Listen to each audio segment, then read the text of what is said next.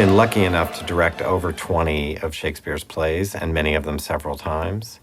And so when I saw the intersection between Shakespeare and the opera, I felt like this would be a good challenge. The specific time setting is very clearly Risorgimento, late 19th century, really in Verdi's specific time.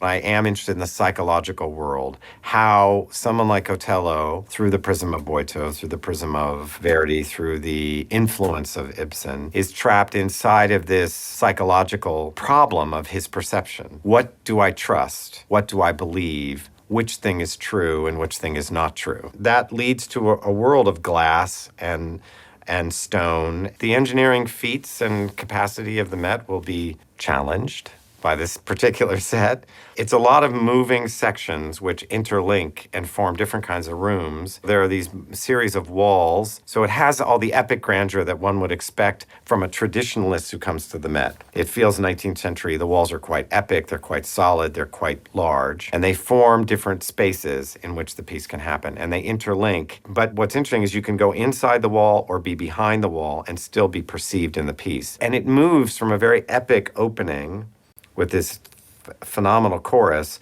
to an extremely intimate final scene inside of a bedroom. And it's the progression from the epic space into the intimate space is that this particular design starts with very large walls, and you really experience him arriving on the ship and a level of projection and a lot of people and that great sound. But as the piece moves along, these interlocking walls keep reshaping themselves until you find yourself in a very intimate, very confined, very small bedroom. The clothes that I do really are on the darker side because it's wintry and it's a world of Cyprus, in the middle of storms, etc. And it's nighttime and the party for a lot of it. It does feel like a lot of it's kind of nocturnal. Anytime you do clashes of culture or you deal with questions of race, it's always a question of otherness. It's I'm on one side and you're on the other. I have this color, you have that color. I have this belief, you have that belief. And it's when you're safe inside of your universe, your set of assumptions, and somebody comes into that set of assumptions. It's usually harder for the person who comes into your world because they don't necessarily know how to trust what you say about them.